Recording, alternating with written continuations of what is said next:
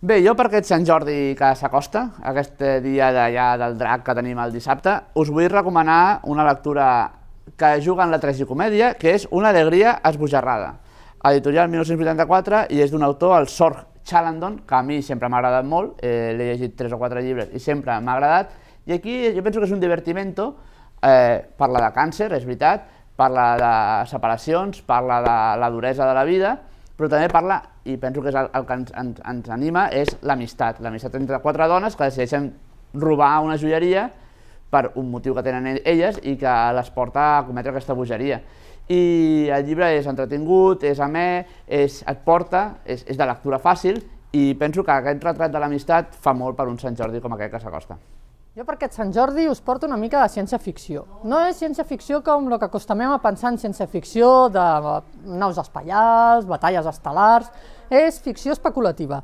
Cixin Liu, que és un escriptor xinès molt conegut i que té diversos premis, ha escrit aquest cop sobre hormigues i dinosaurios, una especulació sobre una civilització basada en la cooperació entre formigues i dinosauris durant el Cretaci. Què passa amb aquestes civilitzacions? Com acaben? Aquesta és la gràcia, perquè el llibre ens dona una visió una mica metafòrica o una mica al·legòrica del nostre món.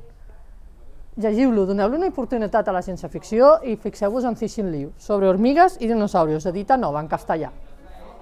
Doncs la meva recomanació per aquest Sant Jordi és Les Muses, d'en Jordi Cussà, publica l'editorial Coma Negra, és la seva novel·la pòstuma, si es vol dir així. La realitat és que és una novel·la que ell va acabar i va entregar en mà a l'editor i que culmina això que se'n diu la trilogia de la civilització, que és un corpus literari en el que ell va estar treballant durant més de 20 anys.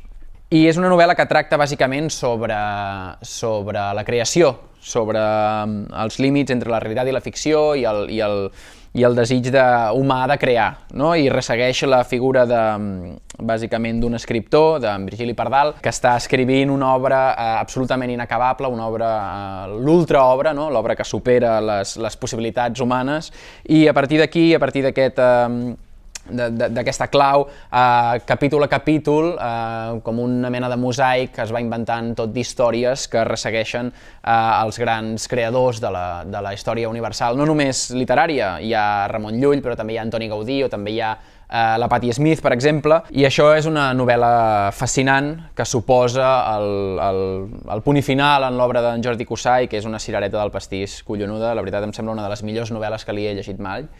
Les Muses, de Jordi Cussà, editorial Coma Negra. Doncs per aquest Sant Jordi porto un llibre, per aquells que us agrada també llegir imatges. Es tracta de Cesc Cartellista, editat per Jordi Duró i publicat per Univers, que fa un homenatge al dibuixant Francesc Vila, més conegut com a Cesc. I l'he escollit perquè quan el vaig fullejar em vaig enamorar i perquè de primeres el treball del Cesc pot semblar molt senzill, però és molt potent, perquè si t'hi pares a mirar-lo, doncs veus com és capaç de captar la realitat, de plasmar les idees en el paper d'una manera molt enginyosa, perquè sempre barreja l'humor i la crítica. Així que, si voleu conèixer més sobre el personatge Cesc, agafeu aquest llibre, que totes aquestes pàgines valen molt la pena. Buscant un llibre per recomanar aquest Sant Jordi, vaig descobrir que ha sortit un llibre escrit per l'últim Premi Nobel, desconegut absolutament, Abdul Razak Gurnah, que ha sortit en català i en castellà i ningú no ha parlat. A la vora de la mar, Magrana, al lado del mar, Salamandra.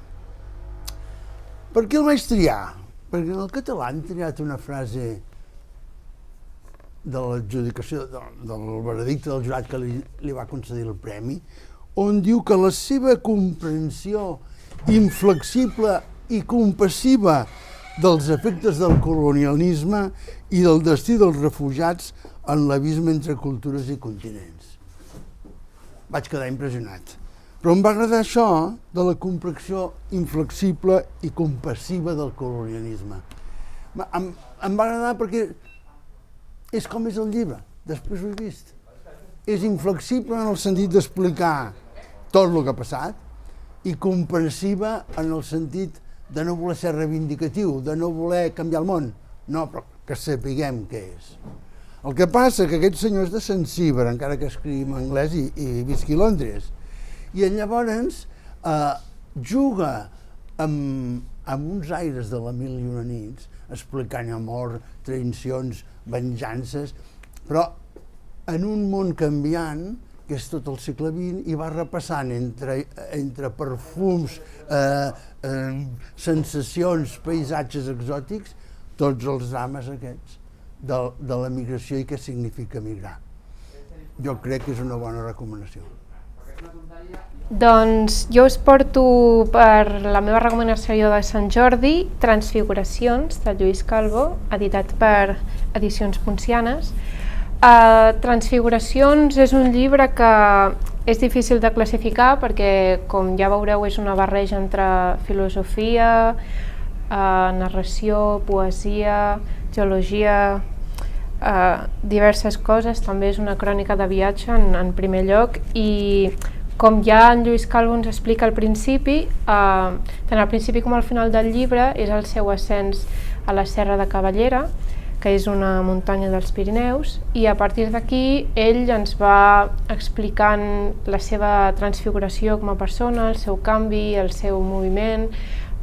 Veiem com s'inspira de filòsofs com Thoreau, Maria Zambrano, Lovelock, diversos autors que l'inspiren i l'ajuden en definitiva a entendre qui és. Per tant, és un viatge en tots els sentits, és un viatge físic, és un viatge mental, i crec que la manera que té d'explicar-ho posa el focus en definitiva en la manera en què ens relacionem amb la natura, la nostra alineació d'aquesta, i el que ell ens ajuda i ens proposa fer és a reconnectar-nos, a prendre consciència un altre cop amb la natura i per aprendre i per seguir investigant qui som com a persones i la nostra relació amb el món. És per això que us recomano Transfiguracions de Lluís Calvo, editat per Edicions Poncianes. Jo us vinc a recomanar Sexe fora de norma,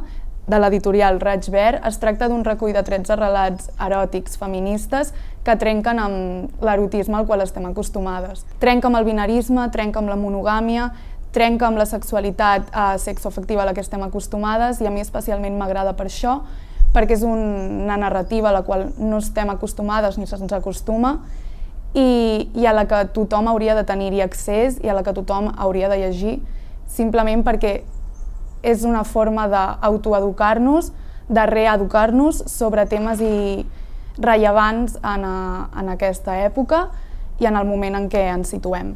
Alhora es tracta d'una narrativa adreçada a tothom, tant per la gent més jove com per la gent més gran, ja que, com he dit, és una manera d'autoeducar-nos i entendre la societat en la que vivim avui en dia i d'entendre diferents punts de vista d'aquesta. La meva recomanació, per tant, d'aquest Sant Jordi 2022 s'anomena Sexe fora de norma, de l'editorial Raig Verd.